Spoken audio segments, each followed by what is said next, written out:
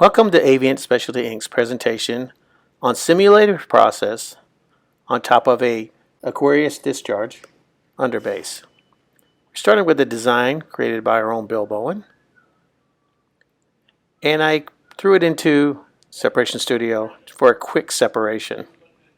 It's a great tool to have. It takes you most of the way there. You just open the file and it actually separates as it opens. Here I can kind of simplify the separation by merging some of the colors, the gray, the purple, the turquoise. And also, because there are some brown skin tones and some brown overtones, I created a brown plate and, of course, a black plate.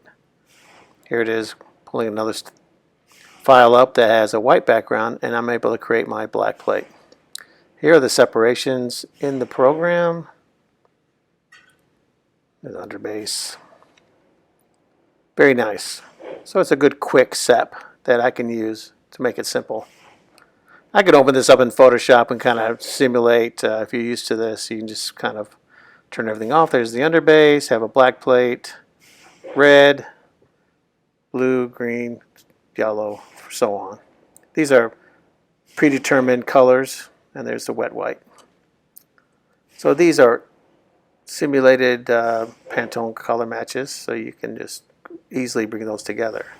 First, we're going to do the white underbase with a Plastisol cotton white.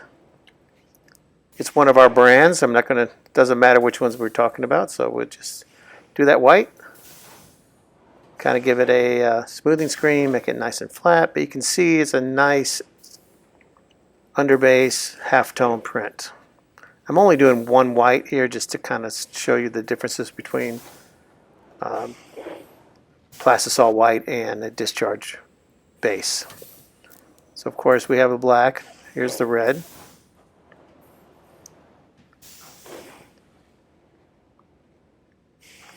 Blue, which is a 300 blue. And what you do is we're building color as we go. You can see there's just the red and the blue basically with that little black touch. We brought the brown in.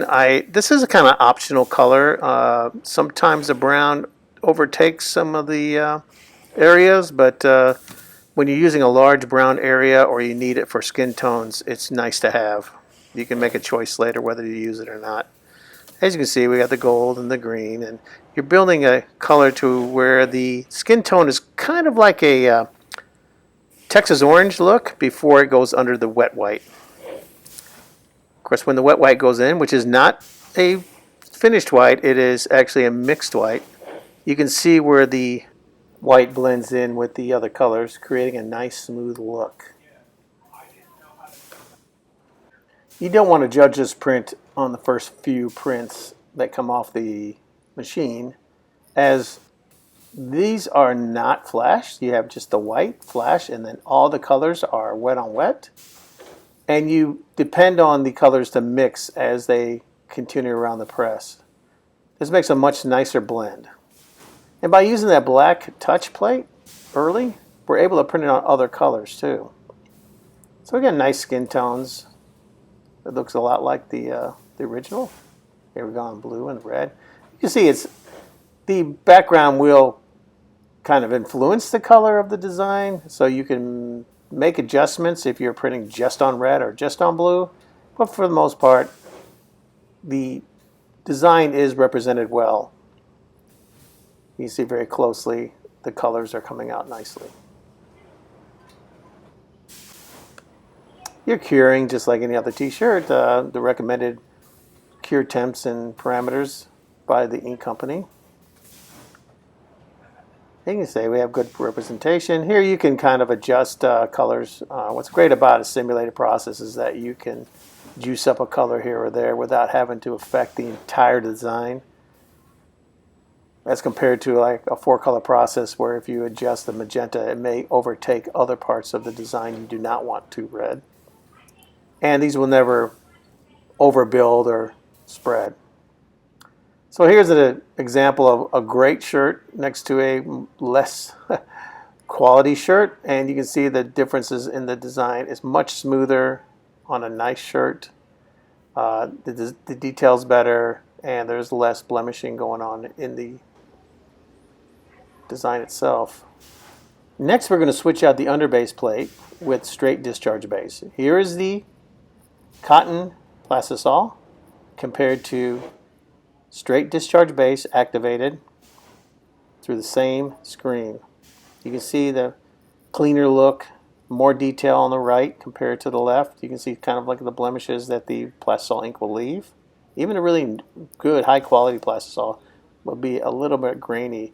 Here on the left you have a better, smoother look. So you're going to expect a nicer print once the color goes down on top of it. So here we are printing the discharge base activated with 6% activator. And we're double stroking because we're going through a 230 mesh for the underbase. Obviously when we start printing, we do a little flash on this particular one, but we ended up printing without a flash between the discharge base and the Plastisol colors. Obviously the emulsion all has to be water resistant in order to do this. So as you come around, the print looks much different coming around now because the discharge is not activated in the heat yet. We also tried the brown on this one too. Later we decided to drop the brown on both the prints and created a really nice look.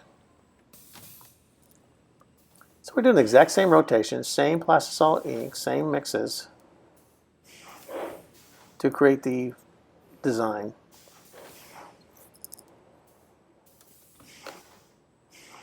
And as it exits the colors, you'll see we're looking for that same general color in the face, where it's kind of like a Texas orange, before we hit the wet white.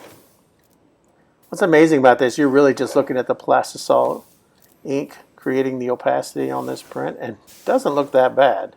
It's a little darker, obviously, but you can see all the details. Once this goes through the dryer, you will see a reaction to the discharge underbase.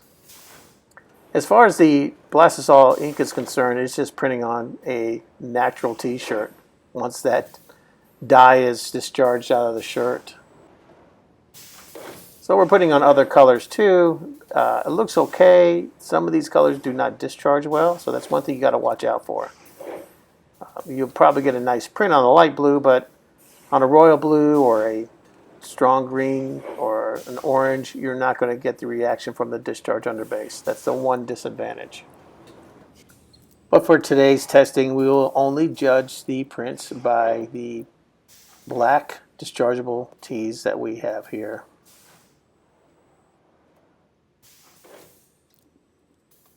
Just normal printing on top of a discharge base.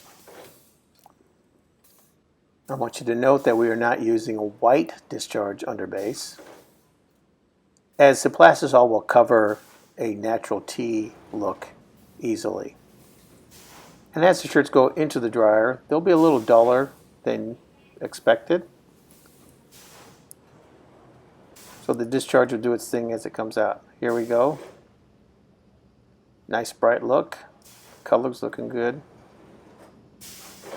And as the shirts come out, they're much smoother, much brighter, nice soft look.